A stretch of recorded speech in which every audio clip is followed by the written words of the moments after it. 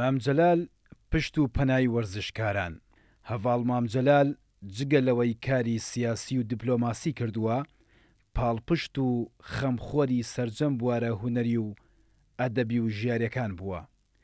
وەک چۆن مەبەستی بوو لە ڕێگەی سیاسەتەوە خەونی نەتەوەکەی بهێنێتە دی، ئاوهاش لە ڕێگەی بوارە جیاجیەکانەوە دەیویست کۆمەڵگا بکاتە مەیدانێک بۆ پێشکەوتن و هەمیشە هاندەری گەنجان و لاوان بوو کە پەرە بە چەلەکی ڕۆژشنبیرەکانیان بدەن.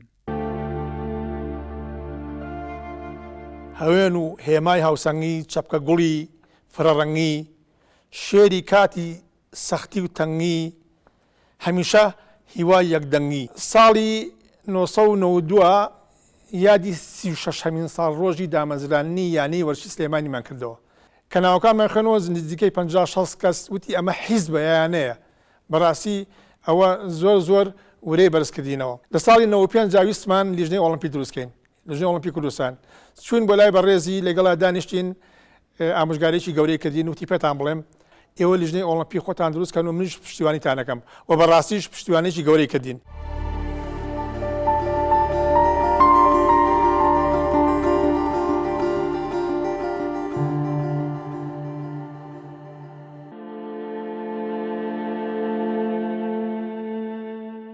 لەم پێناوەدا هەڤاڵ مامجەلال خزمەتێکی گەورەی وەرزش و وەرزشەوانانی کوردستانی کردووە. ئەگەرچی خۆی بواری وەرزشکردنی نەبووە، بەڵام خولیای یاری تێنس بووە.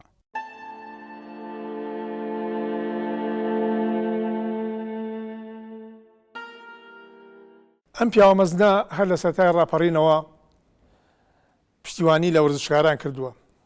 لە یادمە تازە ڕاپەڕین بوو ساڵی 1991 لەگەڵ بەڕێز خوا لێ خۆش بوو کاکفایی قەساب لەگەڵ کاک شەماڵی حاجی عەبدولوەفا چون بۆ لای بۆ قەڵاچوالان ڕێزێکی زۆری لێگرتین و لەسەر نەرێتی خۆی دەستی کرد بە نوکتە و قسە خۆشەکان. وتی من وەرزش بەس پینگ-پۆنگ ئەزانم، مەقسەی یاری تێنسی سەرمێز بوو. وتی بەس پینگ-پۆنگ ئەزانم، ئەویش بە هەردوو دەست.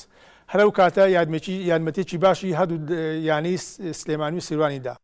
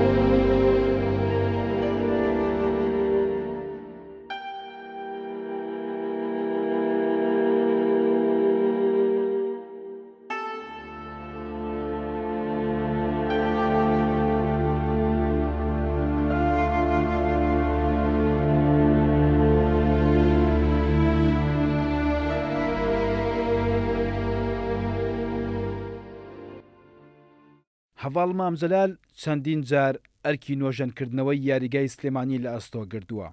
لە دامەزراندنی سەنتەری چالەکی گەنجاندا ڕۆڵی پێشەنگی هەبووە. هەمیشە داوای گیانی وەرزشی و لێبوردەی لە هەمووان دەکرد و مەبەستی بوو گیانی وەرزشی ڕنگدانەوەی لە بواری سیاسیدا هەبێت. ئەو وەرزشە دەتوانێت دەورێکی زۆر گەورە ببینێت لە پەروەردەکردنی گیانی ئەوەی پێ دەڵێن گیانی ڕاضی، گیانی سپۆرت، کە زۆر ئەهمیەتی هەیە حتا لە حیاتی سیاسیشدا، چونکە گیانی سپۆرت ئەوەیە کە یەکتر قبولکەین و لێک قبولکەین و سەرکەوتن و ژێرکەوتنی یەکتر قبولکەین بخۆشیەوە.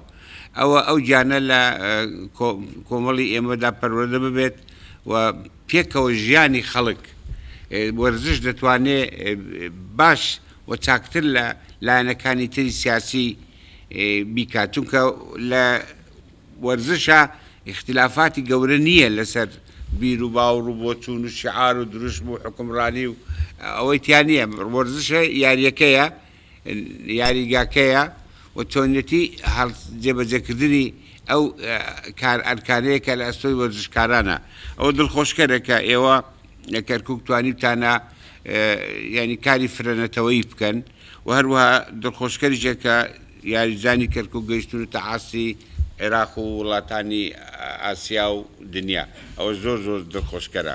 22 لەسەر 23 دوانزەی 1990 ئەو کاتە ڕەمەزان بوو لە ماڵەکەی خۆی لای بەرزایەکەی سەهۆڵەکە لەوێ میوانداری هەردوو دەستەی بەڕێوەبەرانی یانی وەرزشی سلێمانی و سیروانی کرد. ئێستش ئەوەی کە لە بیرمە و لە یادم ناچێتەوە قەت ئەوە بوو کاتی بەربانگ بوو زۆربەمان بە ڕۆژوو بووین پێی یا بە ئازاوتی ئیلان و بیلان خۆم خورما و جۆزەکە ژێڕم هەچەنگ ئەمە پێمان ناخۆش و بە زۆر خۆی بەناومانە گەڕا خورما و جۆزەکەی بەسەرا دابشکردین و یارمەتێکی زۆر زۆر باشی هەردوویانەکەشیە تا ئەو کاتەی کە لە ژیانە بوو بۆ پەڕیتوانە و پشتگیری وەرزش و وەرزشکارانی کردووە.